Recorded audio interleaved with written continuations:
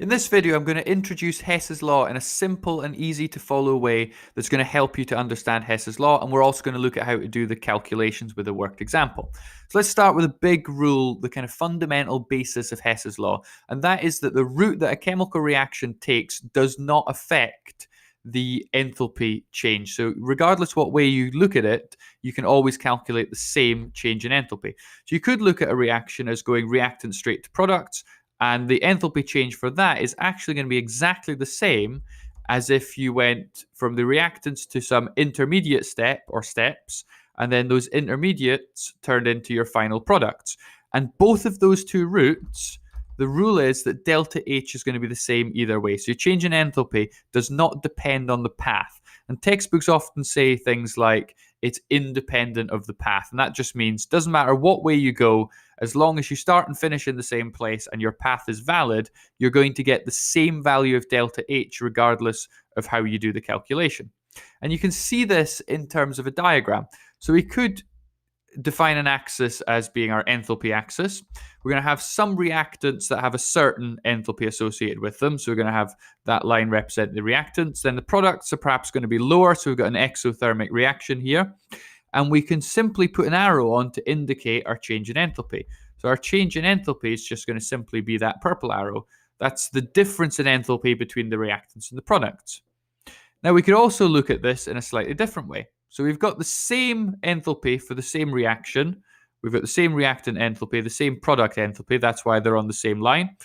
But this time, we're going to have an intermediate step. So the reactants are going to turn into an intermediate, and then they're going to turn into the products. And so from reactants to the intermediate step, we're going up the way.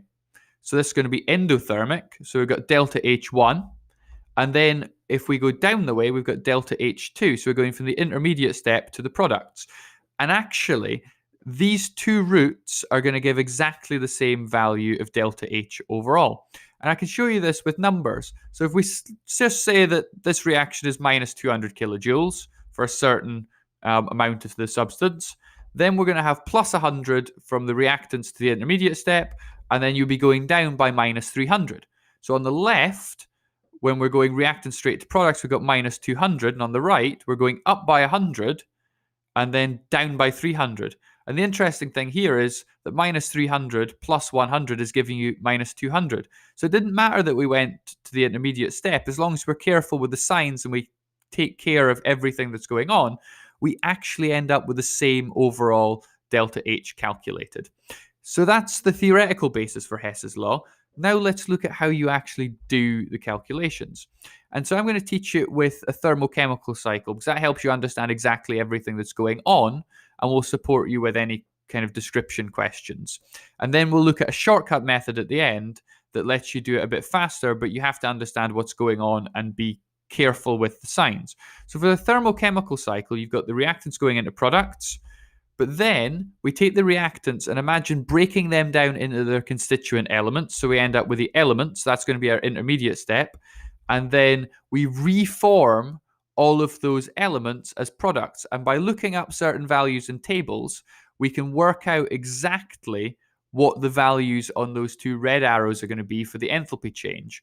And by using those numbers together, we can actually work out the overall enthalpy change for those reactants turning into products. And we'll look at how you do that. So here's our worked example. We're going to look at the enthalpy change for the formation of ammonium chloride. And so there is our reaction. And you got to pay attention to the state symbols as well. So make sure you've got 1, a balanced equation, and 2, that you have the state symbols, because that affects how you do the calculation. So first step is to break it into elements. So we've got our reactants here. And you notice we have 1 nitrogen, but nitrogen, for example, is diatomic.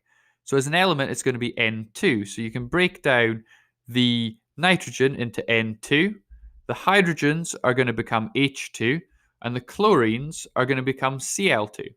Again, all of these are diatomic, but you'll notice there's only 1 nitrogen, but it's turning into 2. Well, that's not possible, so you're going to have to use some balancing numbers. So it's actually going to break down like this. So you can see that on the left, you've got 1 nitrogen, and then on the right, you've got half of N2, which is also 1 nitrogen. You've got 4 hydrogens on the left and 4 hydrogens on the right. You've got one chlorine on the left, one chlorine on the right. So this is showing you the decomposition into elements, and it works out nicely. So we can substitute these into our thermochemical cycle. So we've got that cycle there, and if we do the substitution, just replacing our reactants with reactants, products with products, and our elements with elements, we get this value. So the next step is we have to start looking at our data. And so we've got that data, which can be taken straight from Wikipedia or any textbook. You have to find these values somewhere. And so we know for those substances, there's a certain enthalpy change required for their formations. And you'll notice that a purple arrow has appeared. So you need to think about it kind of the other way around. So we've broken it down into elements, but we're thinking how much energy would be needed to turn those elements into the reactants. So for example, if we want to form NH3, that's going to take minus 46 kilojoules per mole, because that's the way it's defined. It's defined as formation, so that's why we're thinking about the arrow going the other way. And to form HCl, that's going to need minus 92. So if we add those together, so we do minus 46 plus minus 92, we get minus 138. And so minus 138 is going to be the enthalpy change for forming those. And so if it's at minus 138 to form it, breaking it is going to be the opposite sign. So that red arrow is going to be plus 138. So you flip the sign, and that flips the arrow round. Then we can think about the other arrow, which we have got to form ammonium chloride. And you can just read that straight off the table. That's minus 314. And so we can mark that on the diagram. So we've got those two red arrows marked in. And so we've got the thermochemical cycle completed with all the numbers we need. So the question now is, what is the enthalpy change? And we learned that it doesn't matter what route you take as long as you start and finish in the same place and that your route is valid.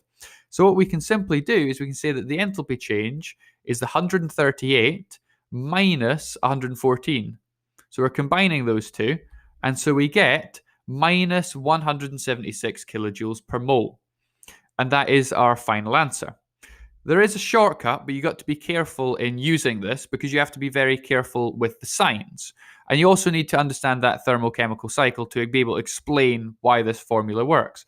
So the simple formula is that it's the sum of the change in enthalpy on formation minus the change in enthalpy of the reactants in their formation. And again, you can refer to that diagram, rather the table, and then you can substitute in the values, but you've got to be extraordinarily careful with the sign. So I'd recommend using brackets and writing strange things like plus minus, but just so that you're explicitly clear on what the signs are. And if you combine all of that together, you get exactly the same answer. So hopefully Hess's law makes a lot more sense to you, and you can access a nice, simple worked example, and then you can go forward and do some more complicated questions. Thank you very much for watching.